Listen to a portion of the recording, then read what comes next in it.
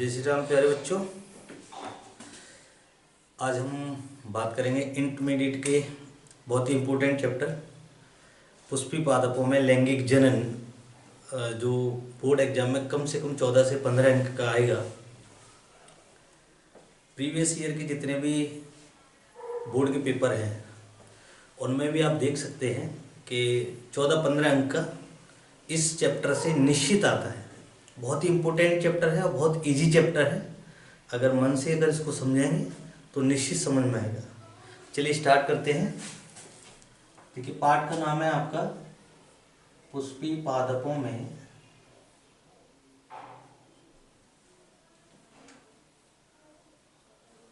लैंगिक जनन। लैंगिक जनन, ठीक है। थोड़ी सी मैं इससे पहले की रूपरेखा आपको बता दूं कि जनन क्या है। जनन क्या है और ये कितने प्रकार का होता है, ठीक है। कोई भी जीवधारी, कोई भी जीव, चाहे वो जंतु हो या वो पादप हो, अपनी पीढ़ी में निरंतरता बनाए रखने के लिए, क्या, अपनी पीढ़ी में निरंतरता बनाए रखने के लिए अपने ही जैसी संतान की उत्पत्ति करता है या संतति की उत्पत्ति करता है, उसको हम क्या कहते हैं, जनन कहते हैं, ठीक है। और जनन बेटा आपका दो प्रकार का होता है। जनन मुख्य रूप से दो प्रकार का होता है। एक आपका लैंगिक जनन होता है, लैंगिक जनन। दूसरा आपका जो होता है वो होता है अलैंगिक जनन। अलैंगिक जनन, ठीक। हम पढ़ने वाले हैं लैंगिक जनन, यानी ठीक। अलैंगिक जनन में क्या है, इसमें लैंगिक अंग अनुपस्थित होते हैं। ये कायिक प्रवर्धन भी हो सकता है, आपका बीजांड जनन हो सकता है, पुनरुद्भवन हो सकता है, मुकुलन हो सकता है। ये एक अलग चैप्टर है जो आपके सिलेबस में नहीं है। आपके सिलेबस में केवल पुष्पी पादपों में लैंगिक जनन है, तो केवल हम उसकी बात करेंगे। देखिए पुष्पी पादप में लैंगिक जनन, तो जो हमारे लैंगिक जनन में यानी क्या होंगे, लैंगिक अंग होंगे। क्या होंगे, लैंगिक अंग होंगे, ठीक है ना। लैंगिक अंग कौन से होंगे, यानी एक तो नर लैंगिक अंग होगा, एक नर लैंगिक अंग होगा, लैंगिक अंग। और दूसरा क्या होगा भैया आपका, मादा लैंगिक अंग, ठीक है ना। क्या होगा, मादा लैंगिक अंग। तो देखो नर लैंगिक अंग आपका क्या है, नर लैंगिक अंग आपका क्या है, पुंकेसर। क्या होता है, पुंकेसर। और जो मादा लैंगिक अंग आपका होता है वो क्या होता है, स्त्री केसर। स्त्री केसर, ठीक है ना। नर लैंगिक अंग आपका कौन सा होगा, पुंकेसर। और मादा लैंगिक अंग क्या होगा आपका, स्त्री केसर। यहीं पे देखो एक चीज और समझना, जो पुंकेसर का समूह है, पुंकेसर के समूह को बेटा क्या कहेंगे हम, पुंकेसर के समूह को हम क्या कहेंगे, पुमंग कहेंगे, पुमंग कहेंगे, ठीक है। क्या कहेंगे बेटा, पुमंग कहेंगे। और स्त्री केसर के समूह को, स्त्री केसर के समूह को बेटा क्या कहेंगे हम, जायांग कहेंगे। क्या कहेंगे, जायांग। ये दोनों ही शब्द आपको किताबों में लिखे मिल जाते हैं कि पुमंग क्या है और जायांग क्या है। तो सिंपल सी बात है, यदि एक पुष्प में एक से अधिक पुंकेसर है, एक से अधिक पुंकेसर है, तो हम उसको क्या कहेंगे, पुमंग कहेंगे। और एक से अधिक स्त्री केसर है तो उसको हम जायांग कहेंगे,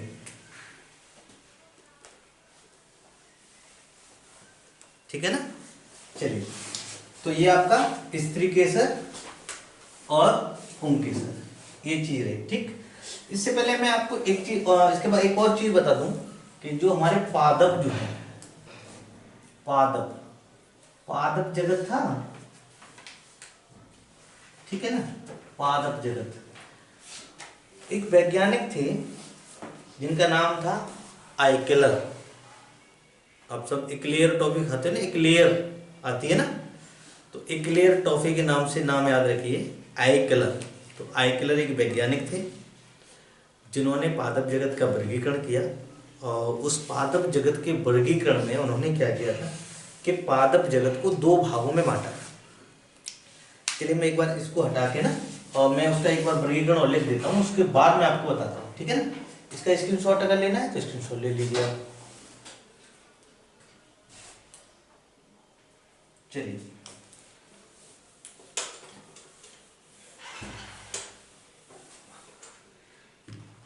जो आइकेलर वैज्ञानिक थे उन्होंने बेटा पादप जगत को क्या किया था, पादप जगत को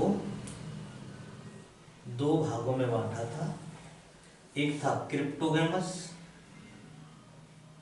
क्रिप्टोगेमस, और दूसरा था बेटा आपका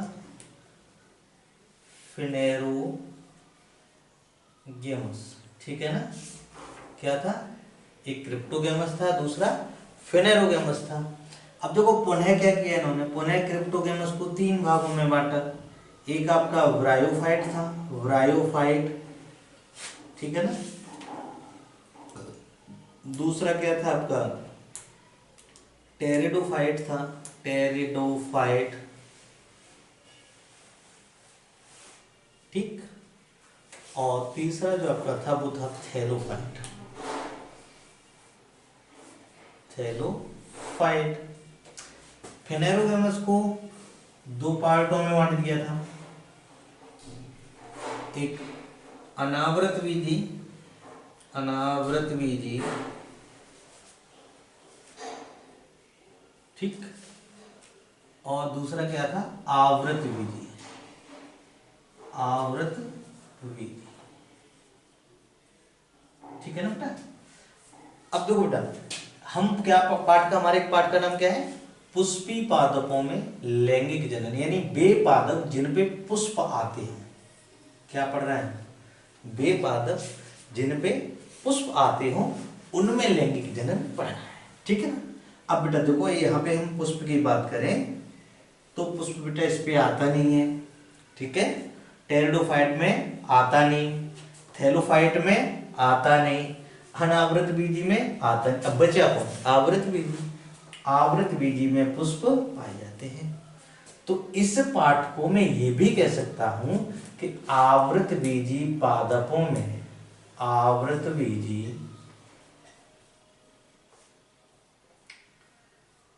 पादपों में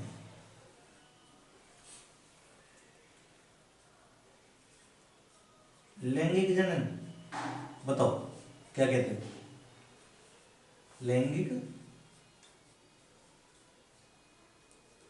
ठीक है ना, कह सकते हैं। आवृत बीजी पादपों में लैंगिक जनन कह सकते हैं ना। क्यों, क्योंकि केवल और केवल आवृत बीजी पादपों में ही पुष्प आते हैं, और हम उन पुष्पों का अध्ययन करने वाले हैं, उन पुष्पों में लैंगिक जनन पढ़ने वाले हैं जिनमें पुष्प आते हैं। तो पुष्प किस में आते हैं, आवृत बीजी पादपों में। तो हम क्या पढ़ेंगे, आवृत बीजी पादपों में लैंगिक जनन। चलिए अब हम पुष्प के कुछ भाग पढ़ेंगे। एक बार इसका बेटा इसको भी ले लीजिए, और उसके बाद हम पढ़ते हैं पुष्प। चलिए चलो,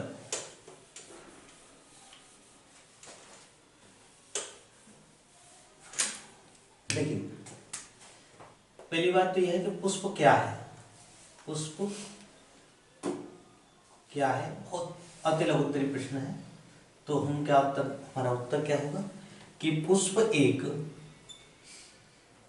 पुष्प एक रूपांतरित, पुष्प एक रूपांतरित प्ररोह है, क्या है, एक रूपांतरित प्ररोह। अब देखिए जैसे ये हमारी जमीन है, ठीक है, और इस जमीन के अंदर नीचे जो होगा वो जड़ हो गई, ठीक, और ऊपर जो मिलेगा वो क्या है, प्ररोह। तो पादप के मुख्य दो भाग जो है वो क्या है, जमीन से जो ऊपर है वो है आपका प्ररोह, और जमीन के नीचे जो है वो आपका जड़ है, ठीक है। तो हम जो प्ररोह से ही तो हमारा पुष्प बनेगा, प्ररोह से ही तो हमारा तना बनेगा, ठीक है। चलिए अब मैं देखिए एक पुष्प की बात करते हैं। मान के चलिए ये हमारा कोई एक डाली है पादप की, कोई हमारा ये पादप है, और इस पादप पर ये हमारी ब्रांचेज हैं, इस पे हमारी ये पत्तियां हो गई,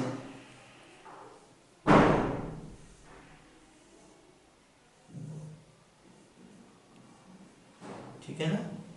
और बना लीजिए,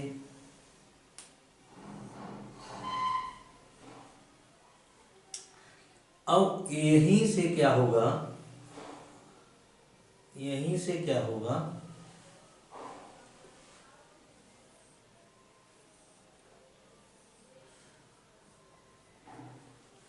यहीं से क्या होगा, एक अक्ष निकलेगा, और इस अक्ष से एक डंडी निकलेगी जिसको हम डंठल या पुष्प वृंत कहते हैं, ठीक है ना। इसको हम क्या कहते हैं, डंठल या पुष्प वृंत, पुष्प वृंत कहते हैं। अब इस पुष्प वृंत के ऊपर यहाँ पे बनेगा आपका बाह्यदल, क्या बनेगा, ये बाह्यदल बनेगा। अब इसी बाह्यदल के नीचे और पुष्प वृंत के पास में छोटी छोटी सी ऐसी संरचनाएं और होती हैं जिनको हम कहते हैं अनुबाह्यदल, इनको हम कहते हैं अनुबाह्यदल, ठीक। और ये जो कुछ संरचनाएं इस तरीके की जो बनती है, इस हरे कलर की, इसको हम कहते हैं बाह्य दल, क्या कहेंगे, बाह्यदल।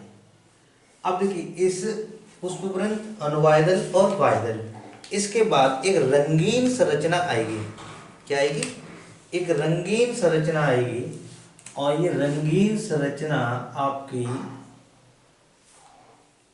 एक दल का निर्माण करेगी और एक और दल का निर्माण करेगी,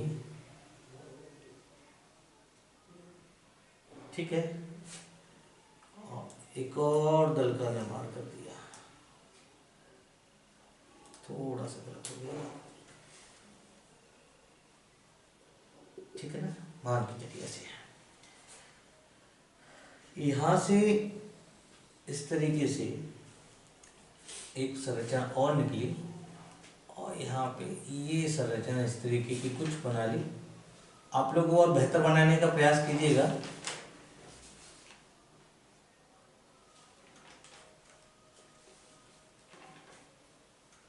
ठीक है ना। आप लोगों को बेहतर बनाना है, मुझे तो केवल पढ़ाना समझाना है आपको, तो मैंने तो ऐसे खींच दिया। आप जितना बेहतर बना सकते हैं और उतना बेहतर बनाने का अभ्यास कीजिए लगातार आप, ठीक है ना। अब इनके पार्ट देख लेते हैं। पुष्पवृंत ये हो गया हमारा, और ये हमारा अनुबाह्यदल हो गया, ये छोटी छोटी सी संरचनाएं, और ये हमारा बाह्यदल हो गया, और ये रंगीन संरचनाएं होती हैं, इनको हम कहते हैं दल, क्या कहते हैं, दल कहते हैं। अब देखो ये जो संरचनाएं हैं, ये जो संरचनाएं हैं, ये हैं आपके परागकोश या पुंकेसर कह दीजिए, इनको परागकोश अभी मत करिए, ये क्या है आपका पुंकेसर है, पुंकेसर, ठीक है ना। और ये जो संरचनाएं हैं ये हैं आपके स्त्री केसर, स्त्री केसर, ठीक है ना। ये क्या है आपके स्त्री केसर है, ये आपका पुंकेसर, और ये आपका दल। अब देखिए एक और चीज समझिए, जो दल हैं, इन दल को सामूहिक रूप से, दल का समूह जो होता है वो कहलाता है दलपुंज। क्या कहलाएगा? दलपुंज। और वाह्यदल का समूह क्या कहलाएगा? वाह्यदलपुंज। वाह्यदलपुंज।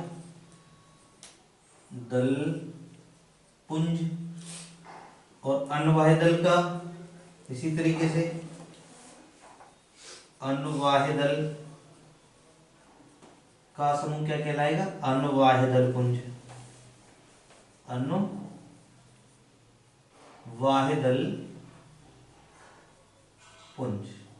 ठीक है ना? चलिए, तो ये बेटा होते हैं हमारे क्या? पुष्प के भाग। पुष्पवृंत, अणुवाह्यदल, वाह्यदल, दल, पुंकेसर, स्त्रीकेसर। यहीं पे अगर आपको समझेंगे तो एक और संरचना यहाँ समझेंगे कि ये जो पार्ट है आपका, इस पार्ट को हम कहते हैं पुष्पासन। क्या कहेंगे? पुष्पासन। ठीक है ना? ये आपका पुष्पासन है। तो ये कुछ फूल के भाग हैं जिनको हम पढ़ने वाले हैं। दल क्या है, दलपुंज क्या है, बाह्यदल क्या है, बाह्यदल पुंज क्या है, अनुवाह्यदल क्या है, अनुवाह्यदल पुंज क्या है, ये मैंने आपको एक चित्र के माध्यम से मैंने आपको बताने का प्रयास किया है। अच्छा देखिए, चित्र जो है आप जितना अभ्यास करेंगे आप उतना बेहतर बना सकेंगे। ये डिपेंड करता है कि आप अभ्यास कितना कर रहे हैं।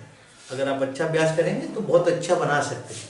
मैं तो केवल आपको समझाने का प्रयास कर रहा हूँ, आप मुझसे बेहतर बनाने का प्रयास कीजिए। ठीक है ना?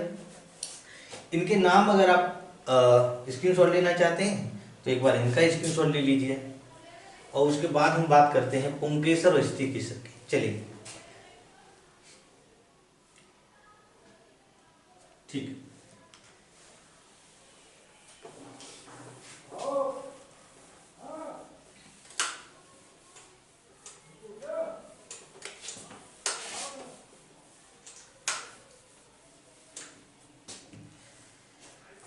देखिए, पुंकेसर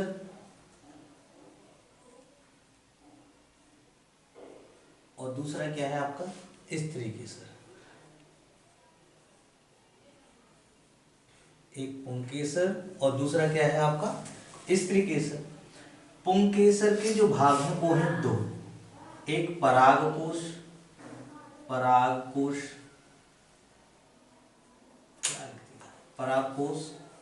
और दूसरा होता है भैया पुंतंतु। इसी तरीके से स्त्रीकेसर के सबसे ऊपर का जो भाग होता है वो होता है वर्तिकाग्र, और उसके बाद होती है आपकी वर्तिका, और उसके बाद आपकी जो होती है वो होती है अंडाशय। क्या होता है? अंडाशय। ठीक है ना? अब देखो, चित्र के माध्यम से ये भी समझ लेंगे ना। जैसे मान के चलिए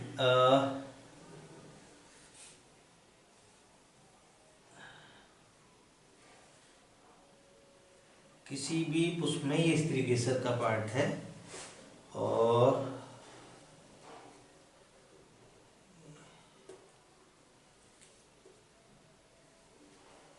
ये स्त्रीकेसर है, और यहाँ से ये परागकोश निकल के गया, ये परागकोश निकल के गया, ये।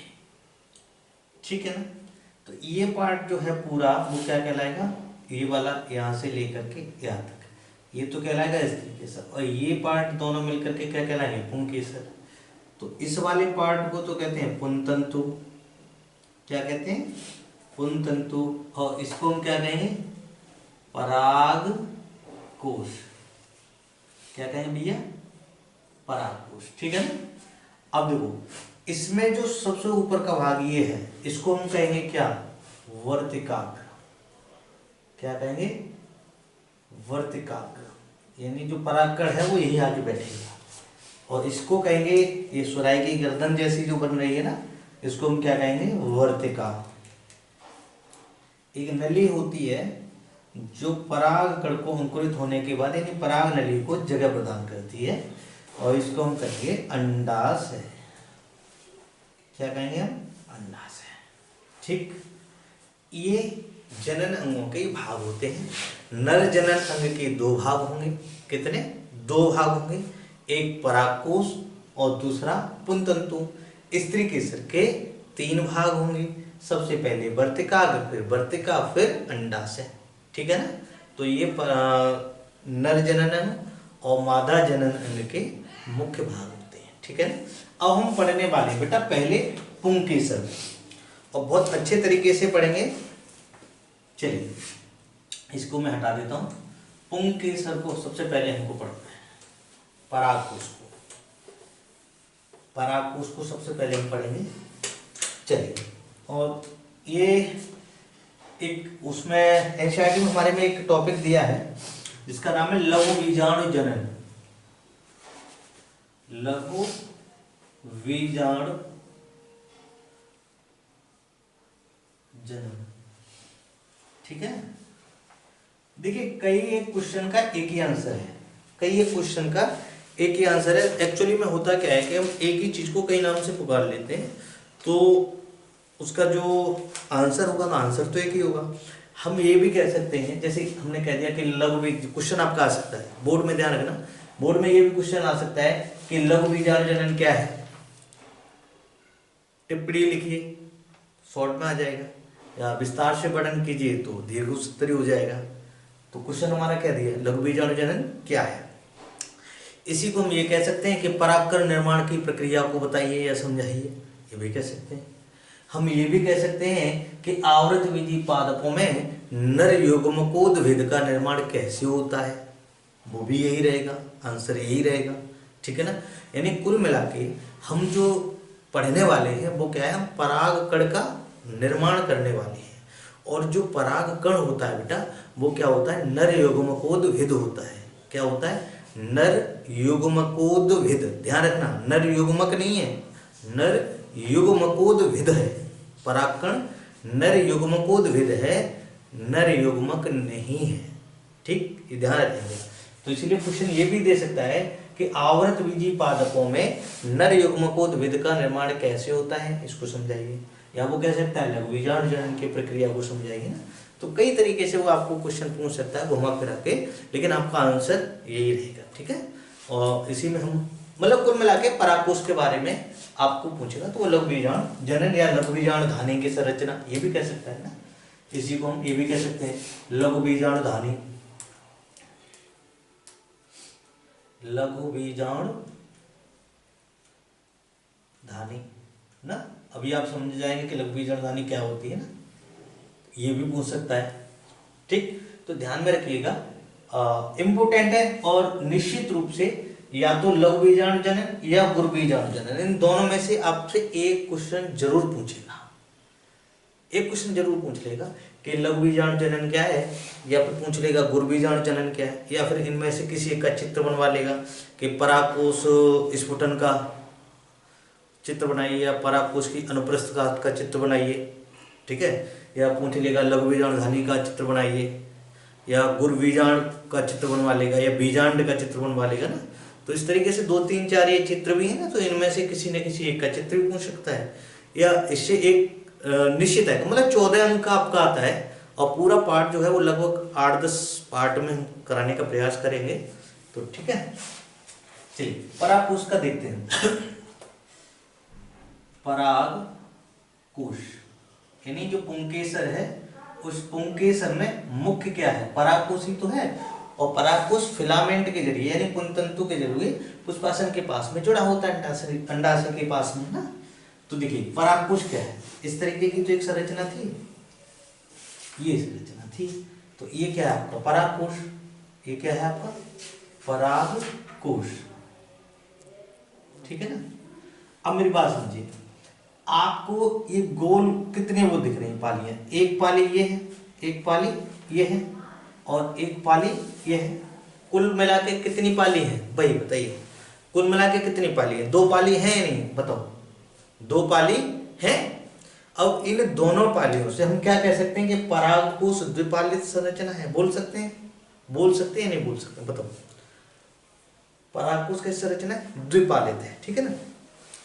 अब देखिए एक चीज और देखिए, जैसे सपोज करते हैं ये मेरे पास 2 मार्कर है, ठीक है ना, और जैसे ये 1 और 1 ये 2, इस तरीके से ये 2 मार्कर ऐसे हमारे चिपके हुए हैं ये, तो कितनी पाले हैं? 1 और 1 2।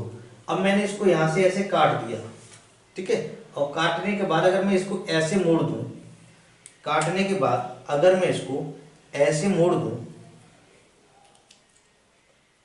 ऐसे मोड़ दूं, तो आप मुझे बताइए, ये कितने कोष्ठ दिखाई दे रहे हैं?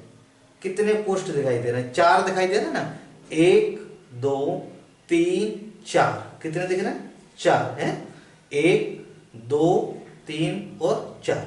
तो इसी तरीके से अगर हम इसको 20 से काटेंगे तो कितने कोष्ठ बनेंगे? 4 कोष्ठ बनेंगे, और वो 4 कोष्ठ कुछ इस तरीके से बनेंगे।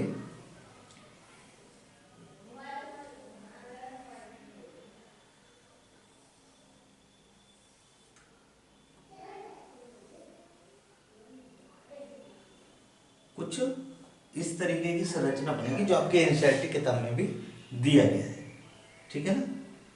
ऐसे थोड़ा सा चित्र आप ठीक अपने हिसाब से बनाइएगा। अब ये जो जुड़ा हुआ है वो किससे जुड़ा हुआ था? ये जुड़ा हुआ था, वो किससे जुड़ा हुआ था? वो योजी ऊतक से जुड़ा हुआ था, या संयोजी ऊतक या योजी ऊतक हम कह सकते हैं, योजी कह सकते हैं, ये जुड़ा हुआ था, ठीक है। अब देखिए कितने कोष्ठ हो गए? 1 2 3 4। अच्छा मैं यहाँ पे लिख दूं कि परागकोश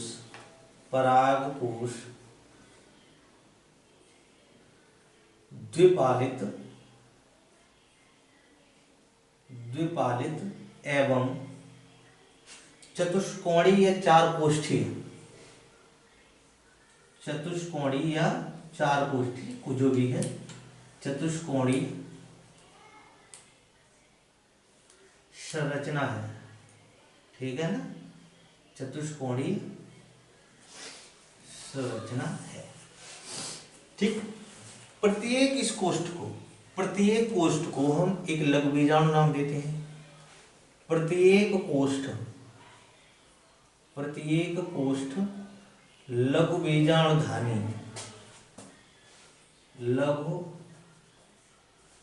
बीजाणुधानी कहलाता है, ठीक है ना। क्या कहलाएगा बेटा? लघु बीजाणुधानी कहलाता है। अब देखो हमने इस एक कोष्ठ को, ये एक लघु बीजाणुधानी, एक लघु बीजाणुधानी, एक लघु बीजाणुधानी, एक लघु बीजाणुधानी, यानी एक परागकोश में 4 लघु बीजाणुधानी पाई जाती है, ठीक है ना। एक परागकोश में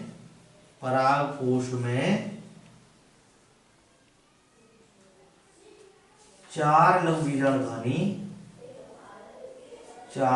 बीजाणुधानी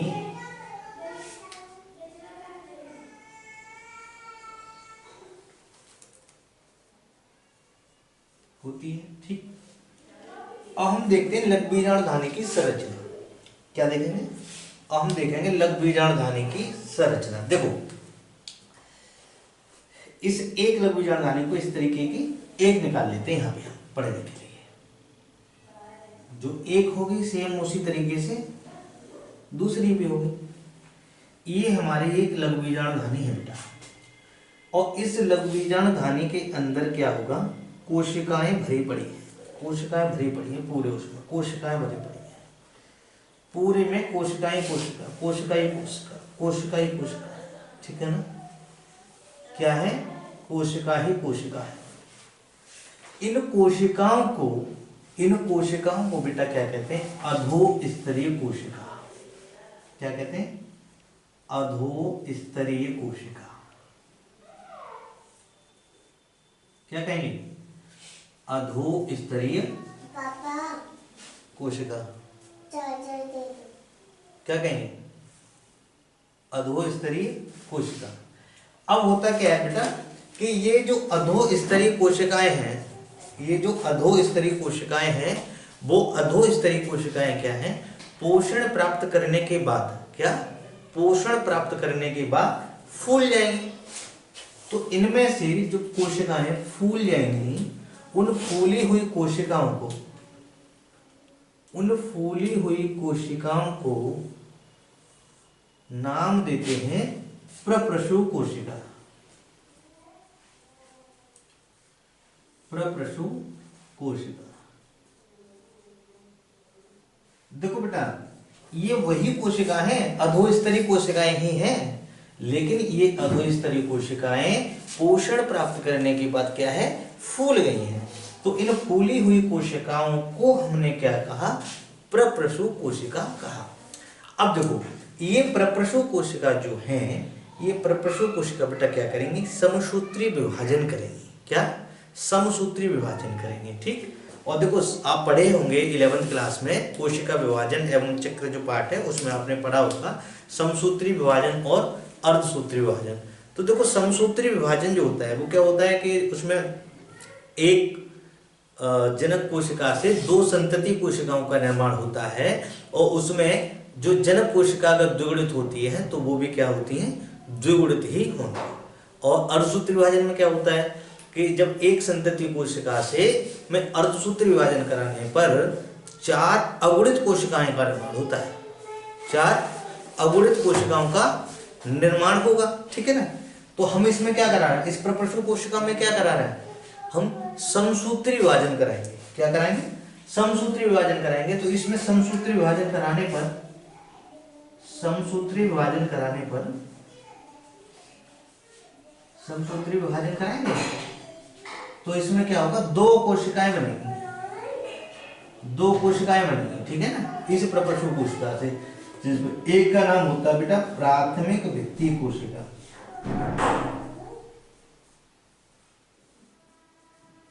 प्राथमिक भित्तीय कोशिका। और दूसरी का नाम होता है लघु बीजाणु मात्र कोशिका। लघु बीजाणु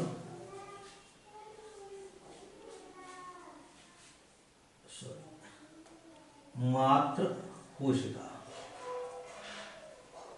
ठीक है ना। क्या होगा, एक प्राथमिक भित्तीय कोशिका और दूसरी कहलाएगी आपकी लघु बीजाणु मात्र कोशिका। अब देखो, क्या मैं ये अंदर की जो कोशिका है ना, मैं उनको बिगाड़ देता हूं।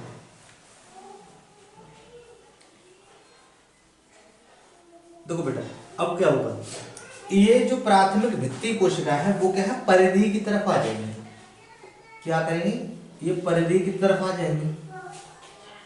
ठीक है ना, ऐसे ऐसे परिधि की तरफ आ जाएंगे, परिधि की तरफ आ जाएंगे। और जो लघु बीजाणु मात्र कोशिकाएं हैं, जो लघु बीजाणु मात्र कोशिकाएं, वो क्या है, केंद्र में रहेंगी इस तरीके से। ठीक है ना, किसमें रहेंगी, केंद्र में रहेंगी। ठीक। तो लघु बीजाणु मात्र कोशिकाएं वो केंद्र में रहेंगी। अब इनको हमने कह दिया लघु बीजाणु मात्र कोशिका।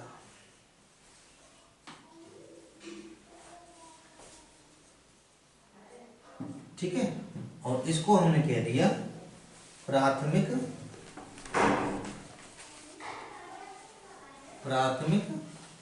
भित्तीय कोशिका। क्या कहा, प्राथमिक भित्तीय कोशिका। ठीक है ना। अब देखो बेटा, अब क्या हो, अच्छा हम इसको लघु बीजाणु मात्र कोशिका, ये यहाँ पे एक कोशिका का नाम है लघु बीजाणु मात्र कोशिका। इन समूह को कहेंगे हम लघु बीजाणु ऊतक। इस सबको कोशिकाओं को जो सभी समूह है, इसको हम क्या कहेंगे, लघु बीजाणु ऊतक कहेंगे। पूरे को क्या कहेंगे, लघु बीजाणु ऊतक कहेंगे। और इसको हम क्या कहेंगे, प्राथमिक भित्तीय कोशिका। ठीक है ना, एक कोशिका का नाम है। अब देखो क्या होगा, इस प्राथमिक भित्तीय कोशिका में क्या होगा, विभाजन होगा। इसमें क्या होगा, विभाजन होगा।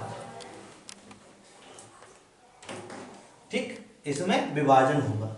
अब विभाजन होने के बाद ये क्या करेगी, यानी देखिए इसके नाम से समझिए कि प्राथमिक भित्तीय कोशिका, यानी ये भित्ति का निर्माण करेगी। लघु बीजाणु धानी में जो भित्तियां हैं उन भित्तियों का निर्माण कौन करेगा? ये प्राथमिक भित्ति कोशिकाएं करेंगी, ठीक है ना। तो देखो कैसे करेंगे, ये एक भित्ति का निर्माण हो गया, ठीक है ना, ये एक भित्ति का निर्माण हो गया और इस भित्ति को हमने नाम दिया एपिडर्मिस। क्या? एपिडर्मिस, ठीक है ना।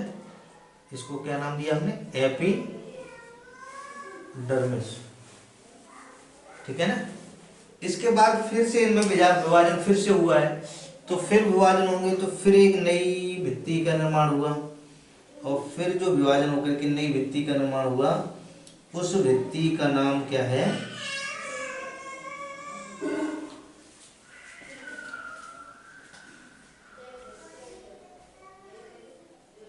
उस भित्ति का नाम क्या है?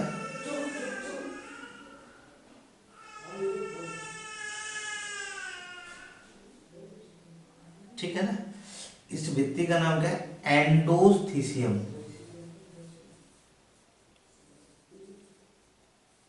एंडोथीसियम, ठीक है।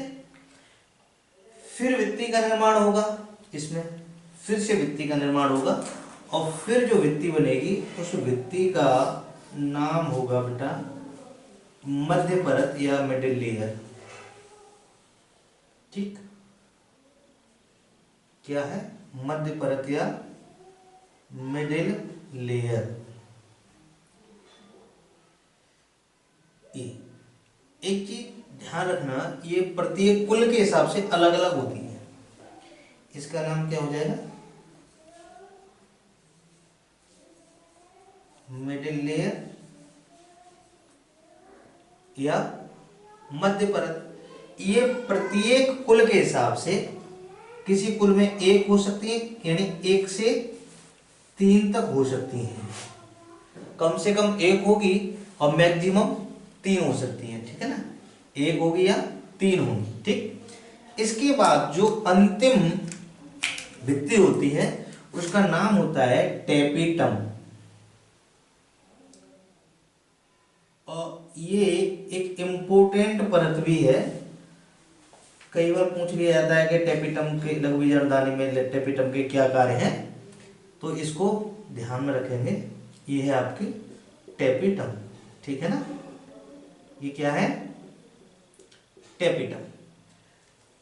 ये टेपिटम क्या करेगी कि यहाँ जो लघुबीजाणु मात्र कोशिकाएं हैं, ये जो लघुबीजाणु मात्र कोशिकाएं हैं, इन लघुबीजाणु मात्र कोशिकाओं को पोषण भी देगी। क्या देगी? पोषण भी देगी, ठीक। अच्छा, ये जो प्राथमिक भित्ति कोशिकाएं थी, इन्होंने विभाजन कर करके क्या कर लिया था? भित्तियों का निर्माण कर लिया, ठीक है। भित्ति का निर्माण हो जाएगा। अब भित्ति का निर्माण तो हो गया, अब आपकी ये कोशिकाएं तो बची है ना, इन कोशिकाओं में तो कुछ भी नहीं हुआ। अब क्या होगा? इन कोशिकाओं का देखिए, इन कोशिकाओं में उस समय क्या चल रहा था, ठीक। देखिए ये हटा देता हूं मैं यहां से ना, चलो यहां से इतना पार्ट ये हटा देते हैं, यह ले लेते हैं। ये जो लघुबीजाणु मात्र कोशिका थी,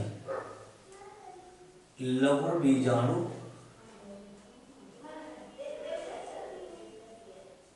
मात्र कोशिका,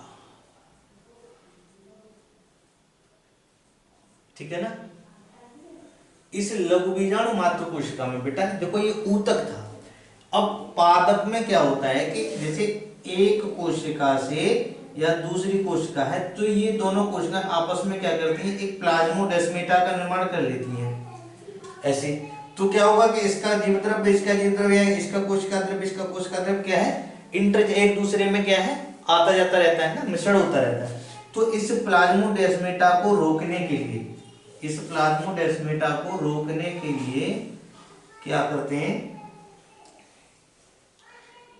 इन पर एक परत का निर्माण हो जाता है और ये परत यानी ये लघुबीजाणु मात्र कोशिकाएं जो होती हैं वो स्वयं अपने ऊपर क्या करती हैं, एक परत का निर्माण कर लेती हैं, कैलोज की परत होती है। किसकी परत होती है? कैलोज की परत का निर्माण कर लेती है। किसकी परत? कैलोज।